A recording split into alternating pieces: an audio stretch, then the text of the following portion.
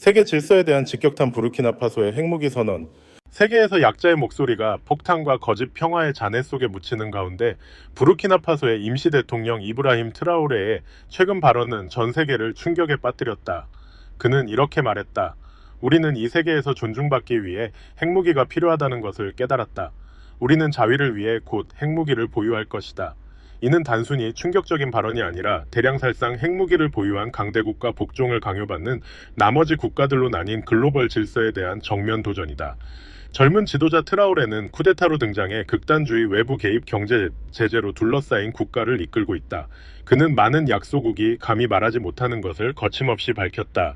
서구 국가들이 인권을 명분으로 리비아나 이라크를 폭격할 수 있다면 왜 아프리카 국가는 최고의 자위수단인 핵무기를 보유할 권리가 없는가? 부르키나파소에 오신 것을 환영한다. 세계 역사의 새로운 장이 열리고 있다. 검은 대륙의 민주주의. 최근 아프리칸 하브 개정에 인용된 부르키나파소 임시 대통령 이브라힘 트라오레의 발언은 전 세계를 놀라게 했다. 그는 이렇게 말했다. 어떻게 한 국가가 다른 국가를 폭격하고 그것을 평화를 위한 행동이라고 부를 수 있는가? 우리는 이 세계에서 존중받기 위해 핵무기가 필요하다는 것을 깨달았다. 우리는 자위를 위해 곧 핵무기를 보유할 것이다. 세계가 여전히 아프리카를 종속과 빈곤의 렌즈로 바라보는 가운데 사헬 지역의 화약계 위치한 작은 국가 부르키나파소는 당당히 일어나 강대국조차 감히 내뱉지 못한 선언을 했다. 우리는 존중과 자위를 위해 핵무기를 원한다. 이 발언은 오만이 아니라 주권 상실의 굴욕 도움을 가장한 배신, 그리고 극단주의와 외부 개입으로 폭력에 휩싸인 국가를 외면한 국제사회의 침묵을 뼈저리게 느낀 민족의 외침이다. 현재 부르키나파소는 세 가지 압박에 직면해 있다. 확산되는 극단주의 군사 쿠데타로 인한 이코와스의 경제 제재, 그리고 사헬 지역을 지배했던 전 식민지 강국 프랑스와의 긴장. 이브라힘 트라오레의 지도 아래 부르키나파소는 더 이상 원조를 받으며 조종당하는 운명을 받아들이는 국가가 아니다. 대신 그들은 프랑스 군대를 축출하고 서구 기관의 영향력을 차단하며 러시아와 같은 비전통적 파트너와 협력을 강화하면서 스스로 주권을 재건하고 있다. 하지만 핵무기에 대한 선언은 자립의지의 정점이다.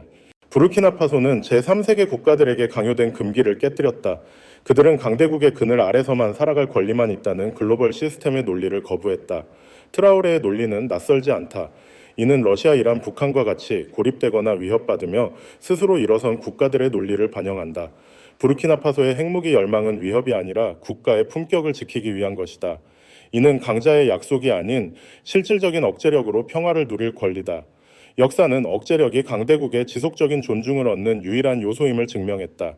이란, 북한, 심지어 인도와 파키스탄은 핵무기를 추구하며 비판받았지만 그로 인해 세계는 그들과 대화해야 했다. 부르키나파소도 비슷한 길을 걷고자 할 수 있다.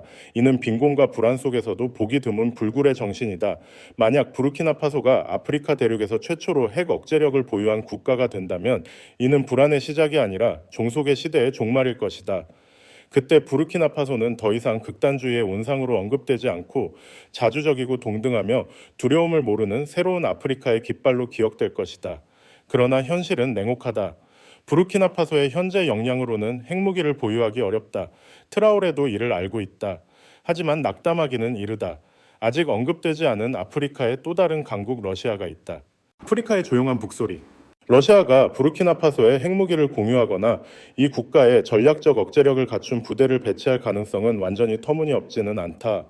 분열된 세계 질서 속에서 이는 전략적, 정치적, 역사적 근거를 가진 시나리오다. 부르키나파소는 현재 사헬 지역에서 강렬한 반서구 물결의 중심에 있다.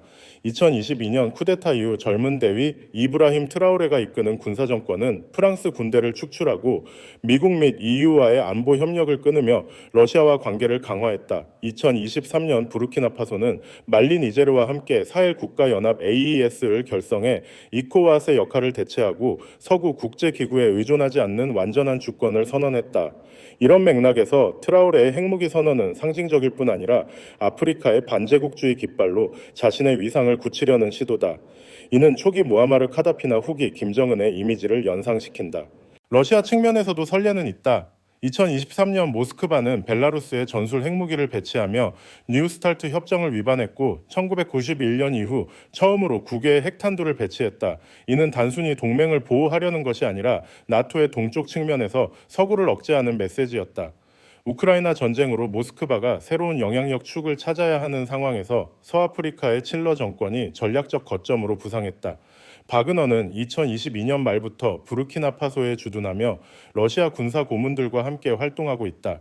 정치적 조건이 계속 유리하다면 이스칸데르 M과 같은 핵탄두를 탑재할 수 있는 시스템을 사헬 지역에 배치하는 것은 파리뿐 아니라 이 지역을 지배했던 세력에 대한 경고이자 소련이 사용했던 위성 시스템 방식으로 러시아의 핵 권력을 분산시키는 전략적 게임이 될 것이다.